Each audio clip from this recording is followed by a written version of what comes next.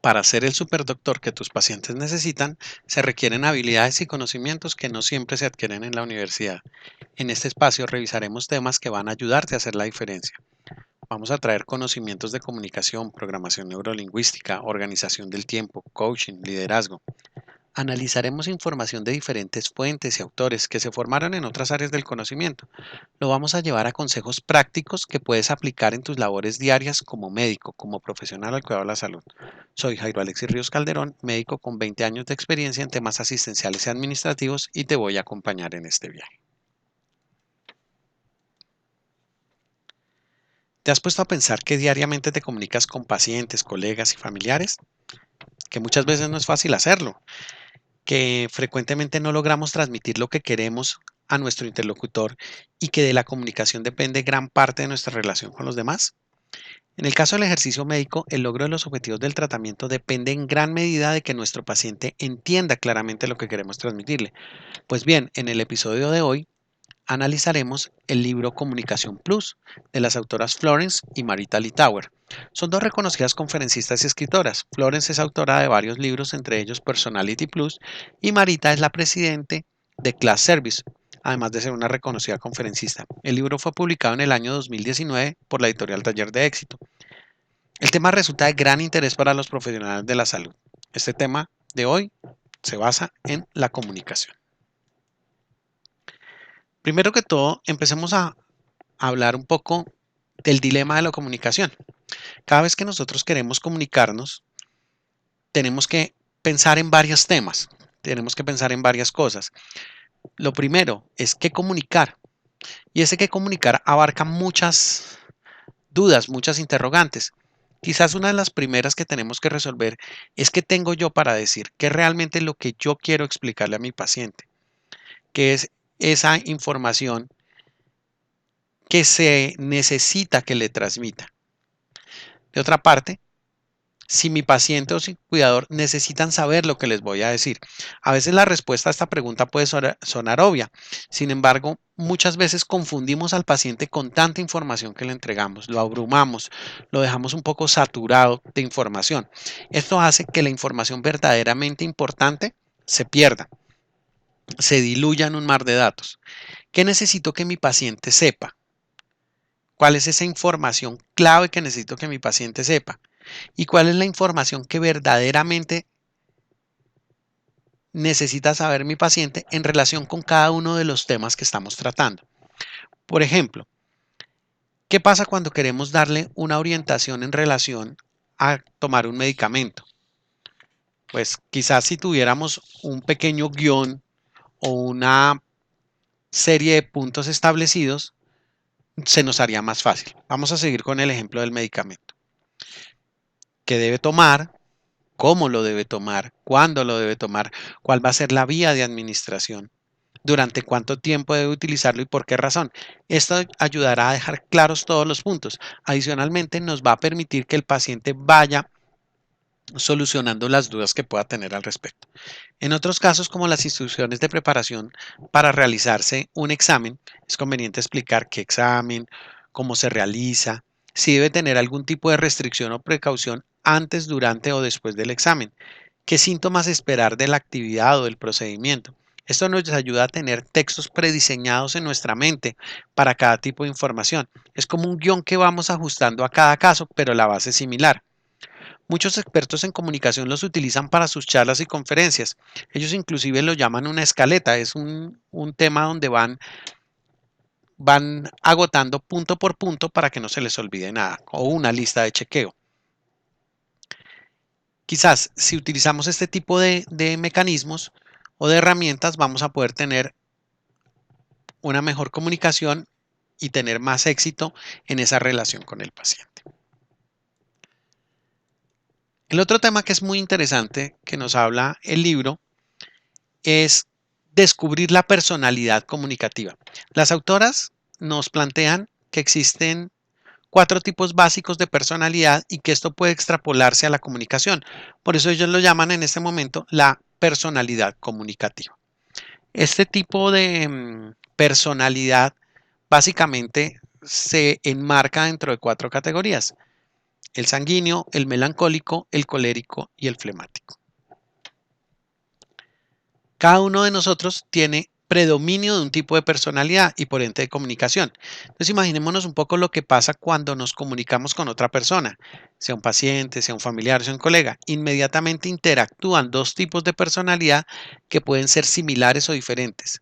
Si cada uno de nosotros conoce cuál es su personalidad y además aprende a identificar la personalidad del otro, se hace mucho más fácil relacionarnos. Los invito a profundizar un poco en este tema y quiero que mientras vamos charlando vayan pensando a cuál de estos tipos se asemeja más cada uno de nosotros. Es una autorreflexión bastante interesante y cuando revisé el primer libro por lo relacionado con el tema, empecé a mirar, a buscar qué había en mí de cada uno de estos tipos de personalidad.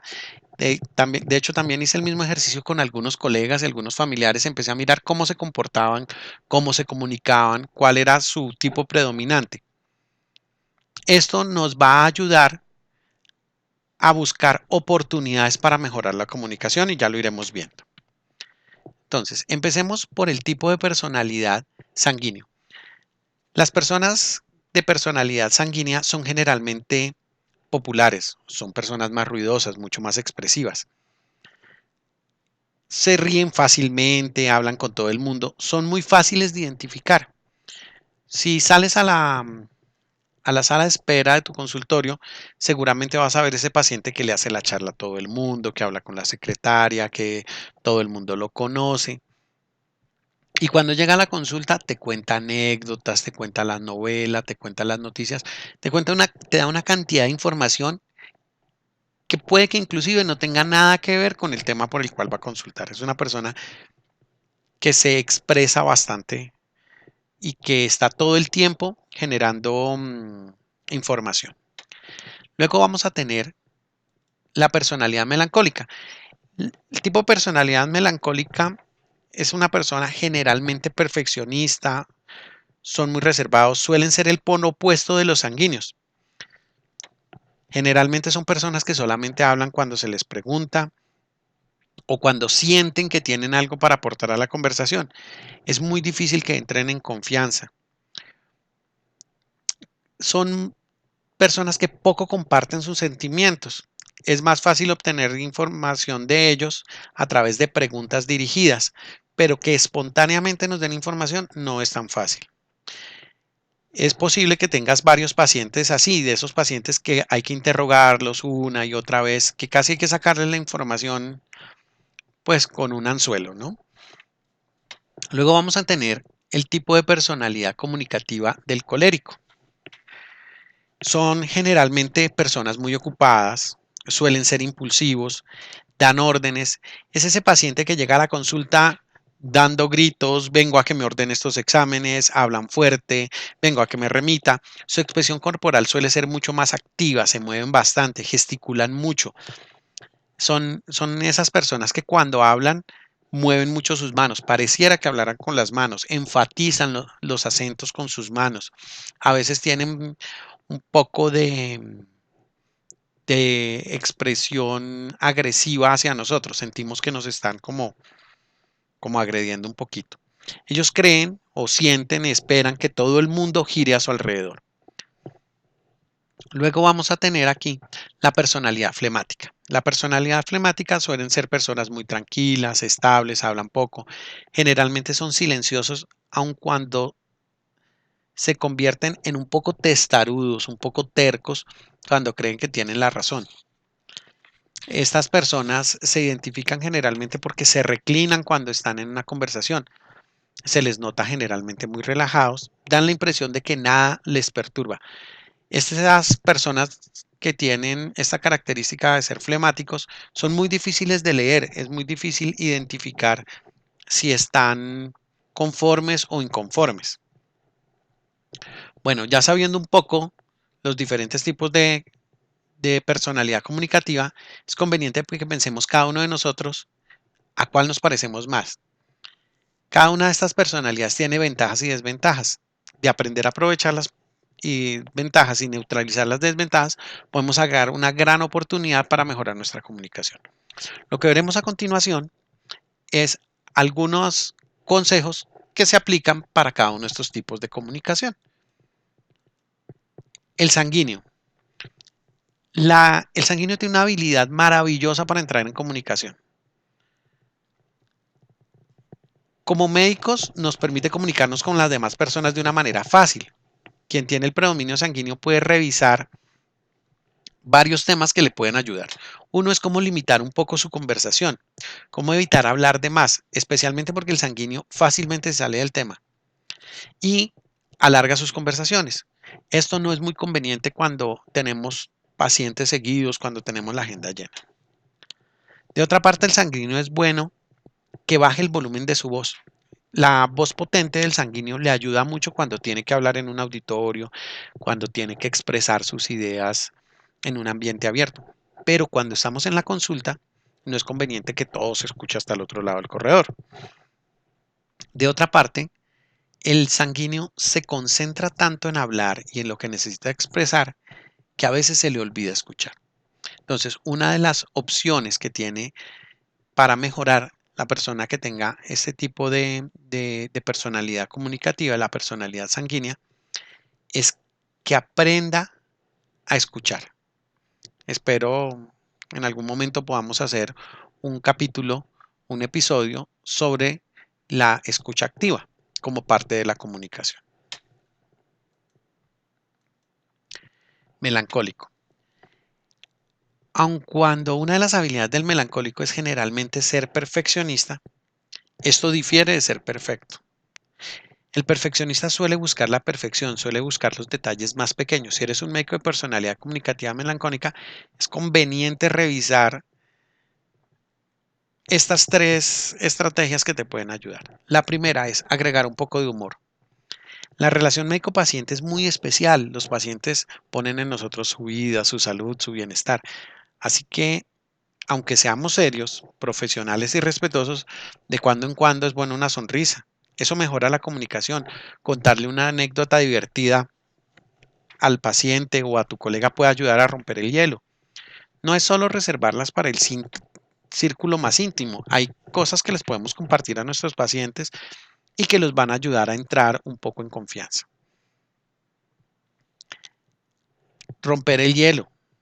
Cuando estamos con los compañeros, cuando vamos por un café, cuando estamos en una reunión, el contar alguna anécdota de consulta ayuda mucho, hace que la gente se ría y cuando la gente se ríe entra en confianza. La comunicación con el paciente hay que también darle mérito al paciente, hay que pensar positivamente. Expresiones como hemos bajado un par de kilos, vamos por buen camino, en lugar de nada más 2 kilos, ayudan a que la comunicación fluya mejor entre el paciente y el profesional.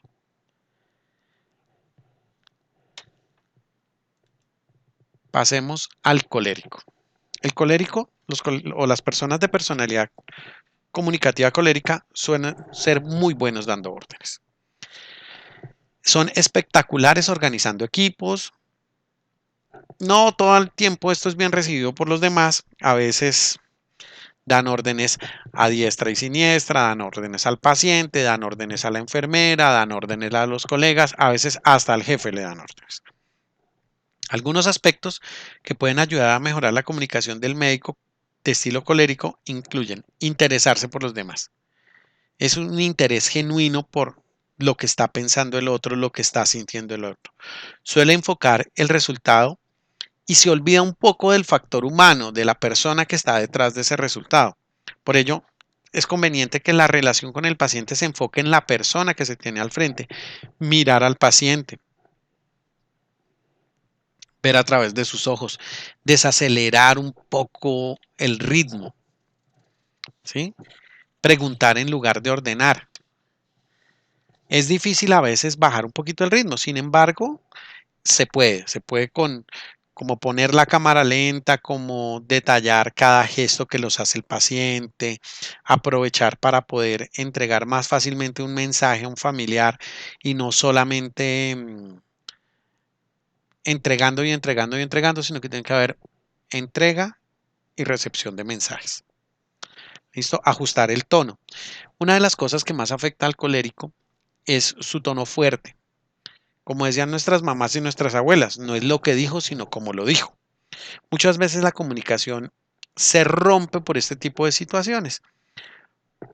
Cambiar la expresión, ser un poco más amable, pasar a hacer preguntas en vez de dar una orden de se va a tomar esto cada 8 horas, es te podrías tomar este medicamento cada 8 horas. Es sorprendente el cambio que hace en la comunicación y que se logra en la adherencia al tratamiento cuando el paciente y el médico tienen una muy buena relación. ¿Qué pasa entonces con el flemático? El flemático generalmente es una persona muy poco expresiva. Esto hace que sea breve, que sea muy conciso y el interlocutor, en este caso el paciente, lo puede tomar como un tema de rudeza, de lejanía o de desinterés. Si ustedes son flemáticos o si tú eres flemático, puedes intentar algunas estrategias que te pueden ayudar a mejorar tu comunicación. En primer lugar, mostrar un poco de entusiasmo de manera genuina. Emocionarse con ese paciente que logró sus metas de atención, con esa paciente que por fin pudo quedar embarazada después de anhelarlo mucho tiempo. Esto va a hacer que la comunicación y la relación sea más efectiva. En relación a los colegas, el flemático, como lo plantea el libro en una de las anécdotas, dice que le ofrecen té o café y responde que indiferente. Eso hace que los colegas a veces empiecen a dejar de preguntarle, a dejar de involucrarlo. Entonces, es muy importante que se tomen decisiones, que sea más abierto, que exprese opiniones, que se comunique con los demás, dando un poco más de confianza para que ellos puedan entrar. En el caso de los pacientes, a veces una pequeña anécdota o decirle al paciente, le voy a contar un truquito de una paciente mía para tomarse este medicamento para que no se le olvide, puede ayudar a mejorar esa relación. En este punto, las autoras nos invitan a hacernos una pregunta. ¿Cuál es la personalidad predominante? ¿Cuál es mi personalidad predominante? ¿Cuál es tu personalidad predominante? De las cuatro, ¿cuál es la que más me caracteriza? Todos tenemos un poco de cada una y dependiendo de la situación va a haber unas que se afloran más que otras. Sin embargo, vale la pena hacer ese ejercicio, reflexionar durante unos días, observándonos a nosotros mismos en las próximas consultas, en la comunicación con los compañeros de trabajo, con los colegas, con la familia, identificar qué características tenemos de cada una de estas personalidades. Y lo mismo vamos a hacer con las personas que nos rodean. En el próximo episodio revisaremos otro tema muy interesante que nos aporta el libro de Comunicación Plus.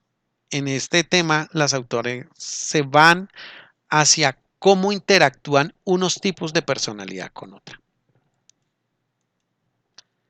Déjanos tus valoraciones, tus comentarios, comparte este contenido. Si te ha gustado, suscríbete, activa las notificaciones para que no te pierdas nuestros próximos episodios. Sé parte de la comunidad de superdoctores.